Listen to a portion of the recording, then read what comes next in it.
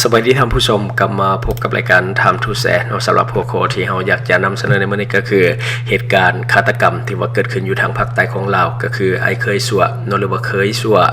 พยายามที่จะข่มขืนน้องเมียของตนเองแท้ๆสุดท้ายน้องเมียบ่ยอมก็เลยว่ามีการฆาตกรรมน้องเมียในท้ายอาทิตย์ที่ผ่านมาเจ้าหน้าที่แผนกสืบสวนสอบสวนของการตำรวจกองบัญชาการปกสแขวงอัตตปือได้นำเอาตัวเฒ่าจันทวงศ์หรือว่าเฒ่าจอยอายุก็บ่ธรรมดาและ40ปีอยู่บ้านวงสมภูเมืองภูวงแขวงอัตตปืออยู่ภาคใต้ของลาวมาทำแผนเพื่อประกอบรับใส่กับคำสารภาพในคดีฆาตกรรมนางหัดหรือว่าผู้ที่เสียชีวิตซึ่งว่าอายุเพียงแต่17ปีเท่านั้นซึ่งเป็นประชาชนอยู่บ้านวงสมภูซึ่งมีสถานะเป็นน้องเมียหรือว่าเป็นน้าสาวของตนเองสำหรับผู้ก่อเหตุเฒ่าจันทวงศ์หรือว่าเฒ่าจอยผู้ก่อเหตุได้ให้การว่าในตอนเช้าของวันที่28เดือน2ปี2025ที่ผ่านมา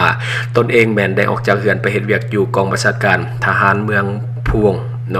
ในตอนสวยเท่าลาที่ว่าเฮ็ดเวียงนำกันหรือว่าทหารนำกันแม้ได้มาส่งตนเองอยู่เฮือนแต่พอมาฮอดได้เลือดตาไปเห็นแบ่ที่กำลังเข้าสวนสวนใกล้บ้านจึงได้ไปไล่แบ่ในสวนดังกล่าวแล้วย่างไปเฮือนของแม่เฒ่าที่ว่าอยู่ใกล้กันที่อยู่ข้างเฮือนของผู้ก่อเหตุเองแล้วก็ไปยืนส่องเบิ่งในเฮือนบังเอิญได้ไปเห็นน้องเมียหรือว่านางหัดผู้ที่ว่าเสียชีวิตกำลังนอนเมบหรือว่านอนคว่ำหน้าลิ้นโทรศัพท์อยู่ในเฮือนจึงได้เกิดมีในความคิดบ่ดีพวกเกี่ยวนี่มีแนวความคิดบ่ดีเพราะว่าเห็นนางหัดนี่อยู่ผู้เดียวก็เลยอยากจะข่มขืนว่าง่ายๆก็คืออยากมีเพศสัมพันธ์กับนางหัดผู้ที่ว่าเป็นน้องเมียและก็เป็นผู้เสียชีวิตในเหตุการณ์นี้คือพวกเกี่ยวนี่คิดมาดนแล้วแต่ว่ามันบ่มีโอกาสแต่ในมื้อนั้นในเวลานั้นก็บ่มีไผอยู่เฮือนแน่เห็นแต่นางหัดอยู่เฮือนผู้เดียวก็เลยว่าช่วยโอกาสอันนี้ก็น่าจะเป็นโอกาสเหมาะสำหรับเฒ่าจอยเพราะว่าแอบมังมาดนแต่ว่ายังบ่มีโอกาสเถื่อแต่ว่ามื้อนี้นางหัดนอนอยู่เฮือนคนเดียวบ่มีผู้อื่นอยู่เฮือนจึงได้ย่างเข้าไปในเฮือนก็คือไปหานางหัดแล้วได้จับเอาส่งสปอร์สีดำที่ว่าปะไว้ข้างๆแล้วดึงเอาทรายออกมามีทรายหัดแอวดึงเอาทรายออกมาหัดใส่คอกับคอนางหัดก็คือเอาทรายที่มัดหัวทรงมาหัดคอนางหัดจุดประสงค์ก็เพื่อบ่ให้นางหัดนี่ขัดขืนตอนแรกก็ว่าสิข่มขู่ซื่อๆพร้อมทั้งเอามือเบื้องขวาบีบใส่คอและก็เอาหัวเข่าเต็งใส่กลางหลังของนางหัดประมาณ1นาทีก็คือลักษณะก็คือนอนความหนาเอาเสือกหัดคอดึงมาทางหลังแล้วหัวเข่าเต็งกลางหลังไว้เพื่อบ่ให้ดิ้นแล้วได้เห็นนางหัดผู้ที่ว่าเสียชีวิตหลังจากที่ว่าเสือกหัดคอก็ขาดอากาศหายใจแล้วก็หมดสติไปหลังจากนั้นผู้ที่ว่าก่อเหตุหรือว่าไอ้เคยนี่จึงได้ทำการข่มขืนร่างที่ไร้วิญญาณหรือว่าคนที่กำลังหมดสติอยู่ก็คือนางหัดผู้ที่ว่าเสียชีวิตนั่นเองที่จริงนางหัดเสียชีวิตแต่ตอนนั้นแล้วเพราะว่าขาดอากาศหายใจผู้เกี่ยวยังกระทำการข่มขืนนางหัดที่บ่มีสติในเวลานั้นโดยที่นางหัดก็นอนในท่าคอมนาคือเก่าก็คือนอนเมบนั่นแหละจนผู้เกี่ยวในสำเร็จความไข่ของตนเองว่าไงก็คือข่มขืนสำเร็จเพราะว่านางหัดบ่มีสติแล้วก็คือนอนนิ่งไปแล้วจึงได้จับเอาเงินจำนวนหนึ่งอีกหลังจากที่ว่าข่มขืนหลังจากที่ข่มขืนสำเร็จแล้วยังได้จับเอาเงินในเฮือนนั้นอีก 640,000 กีบและก็โทรศัพท์สีดำ1หน่วยโบฮูยี่ห้อซึ่งเป็นเครื่องของตนเองฮอดเวลา 15 โมงของมื้อเดียวกันนางลันผู้ที่ว่าเป็นน้องเมียอีกคนหนึ่งจึงได้กลับมาเฮือนในเวลานั้นตนเองก็ได้อยู่เฮือนเช่นเดียวกันก็คือฆาตกรก็อยู่เฮือนเช่นเดียวกันจากนั้นนางลันได้มาบอกว่าบอกไอ้เคยว่านางหัดนี่แข็งแล้วหมายความว่าเป็นศพแล้วแข็งแล้วนอนอยู่ในเฮือนแล้วนางลันจึงได้ไปบอกให้ลูกสาวของฆาตกรน้องเมียอีกผู้หนึ่งไปบอกลูกสาวของฆาตกรให้ไปบอกผู้เป็นเมียของฆาตกรให้ผู้เป็นเอื้อยของนางหัดผู้เสียชีวิตหั่นล่ะให้กลับมาเฮือนกับพี่น้องที่ว่าไปกินเหล้าอยู่เฮือนของเฒ่าพันธุ์อยู่บ้านภูโฮมหลังจากนั้นเมียของฆาตกรหรือว่าเอื้อยของคนตายก็ได้กลับพี่น้องกับพี่น้องก็ได้มาที่เฮือนบ่อนเกิดเหตุแต่ว่าฆาตกรนี่ทำท่านิ่งเฉยบ่เดือดบ่ร้อนหยังเลยแล้วก็บ่มีท่าทีตกใจบ่ตื่นเต้นบ่ตกใจแล้วก็ทำท่านิ่งเข้าไว้แล้วก็บ่ได้ไปช่วยเหลือแล้วก็บ่ได้ไปเบิ่งยันเก็บอาการบ่อยู่ก็เลยว่านิ่งเฉยอยู่เฮือนตนเองบ่ได้ตื่นเต้นกับเหตุการณ์ที่ว่ามันเกิดขึ้นพยายามที่จะทำสมาธิให้นิ่งที่สุดเพื่อบ่ให้มีอาการผ่านการสอบสวนสืบสวนของเจ้าหน้าที่จากหลักฐานและก็พยานแวดล้อมรวมทั้งตัวของผู้ก่อเหตุได้ไปสืบสวนสอบสวนโดยเจ้าหน้าที่ จึงได้รับสารภาพความจริงทั้งหมดจนนำไปสู่การสรุปสำนวนคดีดังกล่าวจนมาฮอดเวลาประมาณ2 โมงของวันที่1 เดือน 3 เนาะปี 2025เจ้าหน้าที่จึงได้ทำการเข้าจับกลุ่มผู้ก่อเหตุทันทีการกระทำของท้าวจันทวงศ์ในก็ถือว่าโหดร้ายป่าเถื่อนเนาะแม้นเป็นการกระทำผิดเนาะทางอาญาซึ่งว่าครบ4 องค์ประกอบของการกระทำความผิดตามมาตรา 12 ที่ระบุไว้ในกฎหมายอาญาและก็มาตรา 118 ของประมวลกฎหมายอาญาฉบับปรับปรุงปี 2017 ซึ่งว่าแต่ต้องถึงความสงบความเป็นระเบียบเรียบร้อยของสังคมดังนั้นเจ้าหน้าที่แผนกสืบสวนสอบสวนจึงได้ส่งสำนวนคดีให้กับอัยการประชาชนเพื่อสั่งฟ้องศาลตัดสินลงโทษตามกฎหมายต่อไปเนาะอันนี้ก็คือเนื้อในของข่าวแล้วก็ขอบใจภาพและก็ข่าวนอกจากปกส.แขวงอัตตปือที่ว่าเพิ่นได้เขียนไว้เนาะอันนี้ก็เป็นเหตุการณ์สะเทือนขวัญอีกหนึ่งเหตุการณ์เนาะที่ว่ามันเกิดขึ้นเนาะก็คือบ่มีภัยยังให้เกิดขึ้นเพราะว่าคนในครอบครัวเดียวกันเนาะถึงแม้ว่าจะบ่แม่นพี่น้องสายเลือดแต่ก็เป็นพี่น้องเกี่ยวดองเนาะผู้ตายก็มีสถานะเป็นน้าสาวเนาะเพราะว่าเป็นน้องเมียและตนเองก็มีสถานะเป็นอ้ายเคยเนาะแต่ว่าลงมือกระทำการชั่วหายหลายเนาะเรื่องนี้เกิดขึ้นเพียงเพราะว่าตัณหาเนาะตัณหาบังตาหน้ามืดตามัวตัณหาครอบงำจนว่าขาดสติและก็ลงมือก่อเหตุอย่างป่าเถื่อนแม้กระทั่งผู้หญิงที่อยู่ในขญาติเกี่ยวดองนํกันก็คือน้องเมียแท้ๆเนาะเหตุการณ์แบบนี้นี่เกิดขึ้นหลายเนาะหลายคนที่ว่าแอบมักน้องเมียนี่มีหลายกรณีเนาะแต่ว่าส่วนใหญ่ก็บ่ได้ลงมือแบบนี้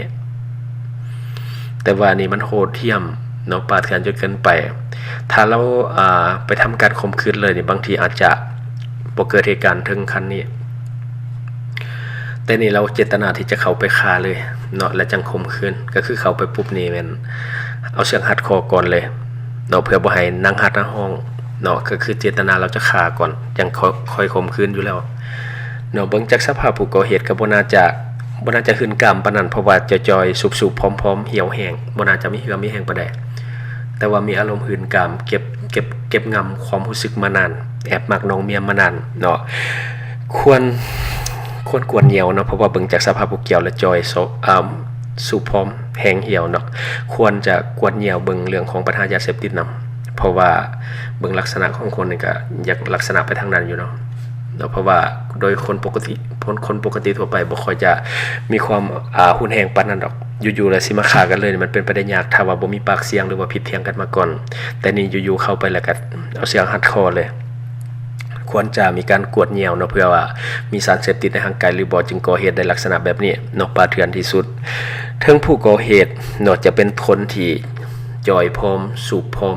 เนาะลักษณะคือคนติดยาแต่ว่าด้วยแห่งผู้ชายเนาะกับผู้หญิงกระสู้กันบ่ได้บวกกับว่านางหัดนี่นอนความหน้าบ่เห็นว่าไอ้เคยมาตอนใดก็เลยว่าบ่ทันได้ตั้งท่าหับถ้าได้ลุกยืนขึ้นก็มีโอกาสสิได้ต่อสู้กันอยู่แต่ว่านี่ก็คือเอาเสือกหัดคอเราก็เลยว่าบ่มีโอกาสได้ต่อสู้ก็เลยว่าเสียชีวิตย้อนว่าเอาเสือกหัดคอจากทางหน้าดึงมาทางหลังซึ่งเป็นบริเวณหลอดลมเนาะก็เลยว่าเห็นให้ขาดอาการหายใจได้ง่ายจะได้ก็ตามเนาะขอแสดงความเสียใจกับครอบครัวเนาะกับญาติพี่น้องทุกคนที่ว่า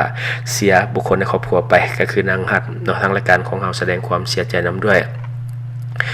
นี่แหละเนาะคนในครอบครัวก็บ่ได้หมายความว่าจะปลอดภัยเสมอไปยิ่งคนที่เกี่ยวดองกันเท่านั้นที่บ่แม่นสายเลือดแม้กระทั่งสายเลือดเนาะลูกแท้ๆยังฆ่าแม่ได้อยู่ภาคใต้เช่นเดียวกันก็คือเมืองว่าปีและก็เมืองเหล่างามอันนั้นลูกชายฆ่าแม่เนาะอันนี้ก็บ่แปลกแต่ว่าเป็นหยังจึงเกิดขึ้นได้กันย้อนว่าเป็นญาติเพียงแต่เกี่ยวดองบ่แม่นสายเลือด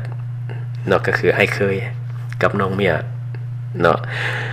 เบิ่งเลิกๆของจิตใจคนนี่มันเบิ่งยากเนาะเบิ่งเลิกนี่มันเบิ่งยากบางทีอยู่นํกันทุกมื้อเฮ็ดดีนํกันทุกมื้อเนาะกินข้าวกินน้ำร่วมพากันทุกมื้อแต่ว่าจิตใจคนนี่เฮาเบิ่งบ่ได้ดอกว่ามันคิดหยังอยู่เนาะต่อให้อยู่นํกันทุกมื้อผูกพันกันก็ตามแม้แต่ผัวเมียก็บ่ได้ดอกเบิ่งบ่ได้เนาะจิตใจคนนี้แหละไอ้เคยคือกันแล้วก็กินข้าวกินน้ำนํกันอยู่เนาะก็บ่ฮู้ว่าไอ้เคยแอบมักแล้วก็บ่ฮู้เลยว่าไอ้เคยสิมาลักเฮ็ดแบบนี้เนาะฆาตกรรมกันเนาะบางคนเฮ็ดดีนำเฮาแถวว่าเนาะแต่ว่าบ่ได้หมายความว่าจิตใจเขาจะดีเหมือนที่เขาแสดงออกคือบางคนนี่เขาคิดอย่างนึงแต่เขาการกระทำของเขาจะแบบนึงเนาะนี่แหละคือเฮ็ดดีนำกันในครอบครัวแต่สุดท้ายมาฆาตกรรมกันแบบนี้เนาะฉะนั้นนี่เฮาเบิ่งเบื้องหน้านี่ตัดสินบ่ได้ คือบางทีเนี่ยเขาอาจจะรอโอกาสซื่อๆเนาะในการแบบมันเหมาะที่จริงเนี่ยเขาคิดบ่ดีในใจตั้งแต่ต้นแล้วแต่ว่ามันบ่มีโอกาสคือเหตุการณ์นี่แหละมันเกิดขึ้นเนาะพอมีโอกาสบ่มีคนอยู่เฮือนนั่งหัดอยู่เฮือนผู้เดียวก็เลยว่าเขาไปทำการอยากจะข่มขืนแต่ว่าฆาตกรรมก่อนจังคอยข่มขืนเพื่อปิดปากเนาะคือข่าวเรื่องของการฆาตกรรมกันในช่วงนี้ส่วนใหญ่มาจากทางภาคใต้ของลาวเนาะส่วนใหญ่จะมาจากทางภาคใต้ในต้นเดือนเนาะลูกฆ่าแม่สาเหตุย้อนติดยาในต้นเดือน5นี่เนาะอยู่เมืองลาวงามและต่อมากลางเดือนก็คือวันที่14เดือน5 2025ลูกฆ่าแม่อยู่เมืองวาปีแขวงสารวันเช่นเดียวกันเนาะและในปัจจุบันเนาะก็คือนี่แหละฆ่ากันอยู่อัตตปือนี่และก็มื้อนี้อีกเนาะมื้อนี้ก็ฆ่ากันอยู่โพนทองแขวงจำปาสักบ้านทางโค้งเมืองโพนทองแขวงจำปาสักอันนั้นมันผัวฆ่าเมียเนาะเอามีดแทงเมียซึ่งว่าเมียในท้องใหญ่และกำลังสิเกิดลูกผัวเอามีดแทงเมียวางปิดชีพเมียก็บ่ฮู้สาเหตุเลยเนาะมีแต่เป็นข่าวในปัจจุบันและผัวก็เอามีดมาแทงตัวเองวางปิดชีพทั้งสองคนแต่โชคร้ายเนาะเมียกับลูกเสียชีวิตแต่ผัวผู้แทงตนเองบ่ตายเนาะฟื้นกลับขึ้นมาแล้วไปโรงหมอก็คือมีแต่เหตุการณ์ความรุนแรงที่ว่าเกิดขึ้นทางภาคใต้ของลาวในปัจจุบันเนาะส่วนใหญ่มาจากภาคใต้ของเราเมื่อนี้นี่สดๆร้อนๆนี่แหละคือผัวเอามีดแทงเมียท้องนะท้องสิเกิดและท้องบักใหญ่เลยแล้วก็แทงตัวเองคิดว่าสิให้ตัวเองตายแต่สุดท้ายบ่ตายเนาะพี่น้องก็คอมเมนต์คักอยู่ผู้ยังให้ตายแล้วบ่ตายเนาะผู้ที่ว่าบ่อยากให้ตายแล้วตายความจริงเขาก็จะให้ไอ้เคยหันแล้วตายแต่ว่าแทงแล้วบ่ตายเนาะผู้ที่ว่าถือผ้าลูกน้อยในท้องก็เสียชีวิตสรุปในเหตุการณ์นี้เสียชีวิต2คน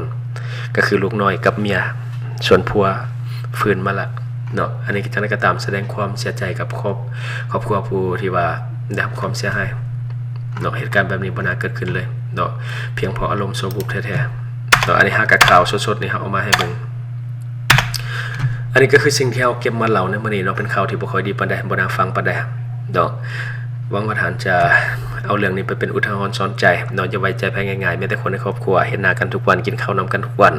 ก็ไว้ใจบ่ได้เนาะเพราะว่าคนเฮานี่เบิ่งหน้ามันบ่มีทางฮู้ว่าใจเขาคิดแนวใดเนาะอันนี้ก็คือสิ่งที่เราเก็บมาเล่าเนาะแล้วก็ขอฝากเนาะสำหรับท่านใดที่ว่ามีพฤติกรรมเสี่ยงในเรื่องของการกินดิบกินแดงรับก้อยซอยจุหรือว่ามักดื่มเครื่องดื่มแอลกอฮอล์เป็นประจำทุกคนฮู้อยู่แล้วมันเป็นสิ่งที่บ่ดีแต่ว่าเลิกพฤติกรรมแบบนี้บ่ได้เนาะก็คือกินเหล้านี่ก็แน่นอนแอลกอฮอล์มันทำลายเซลล์ตับถ้าว่ากินต่อเนื่องเนาะเซลล์ตับก็จะตายและตับก็จะเป็นกระดันที่เฮาเอิ้นกันว่าพยาธิตับแข็งเนาะหรือว่าเฮากินดิบหลายๆก็เสียโรคเข้าสู่ร่างกายของเฮาโดยเฉพาะตับเนาะพยาธิใบไม้ในตับไวรัสตับสารตับล้วนแล้วแต่เป็นโรคที่เฮ็ดให้คนลาวตายหลายที่สุดในแต่ละปีอันดับ1ของคนลาวที่เสียชีวิตคือมาจากพยาธิตับย้อนหยังก็ย้อนเฮากินดิบย้อนเฮากินดื่มเหล้าดื่มเบียร์เด้สาเหตุหลักๆเพราะฉะนั้นอย่าลืมปกป้องตับของท่านไว้ก่อนเพราะว่าการปิ่นปัวตับมันยากเนาะการปกป้องตับนี่เฮ็ดได้ง่ายแต่บ่อยากเฮ็ดดอกพอมันเป็นแล้วนี่เล็งหาบ่อนปัวอยู่ใกล้บ่ได้ก็ไปจ่ายหลายบ่ได้ก็ได้จ่ายเนาะสุดท้ายก็บ่ดีเสียชีวิตคือเก่าเพราะว่าโรคตับนี่ถ้าว่าตับมันตายแล้วมันปัวบ่ได้และการข้อฝากอีกอย่างหนึ่งก็คือเรื่องของเงินกีบในปัจจุบันก็ยังอ่อนค่าอยู่เนาะฉะนั้นอยากให้ทุกคนช่วยกันพยุงค่าเงินกีบให้กลับมาแข่งขันดังเดิมและก็อย่าลืมส่งเสริมสินค้าที่เป็นของคนลาวที่ผลิตภายในลาวเพื่อลดผลการนำเข้าสินค้าที่บ่จำเป็นจากต่างประเทศ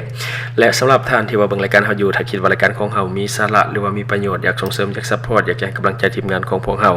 ก็อย่าลืมกดติดตามช่องเนาะเพราะว่าการกดติดตามช่องนี่เป็นเพียง2ทางเดียวเท่านั้นที่จะเฮ็ดให้ทีมงานของเฮามีรายได้ที่จะมาเป็นต้นทุนในการผลิตคอนเทนต์ดีๆแบบนี้ให้ท่านได้ชมเรื่อยๆอย่าลืมให้กำลังใจทีมงานของพวกเราโดยการกดติดตามช่องขอบใจสนใจโฆษณาประชาสัมพันธ์ธุรกิจและผลิตภัณฑ์ของท่านผ่านรายการของเราสนใจติดต่อตามข้อมูลที่ขึ้นหน้าจอในปัจจุบันได้เลย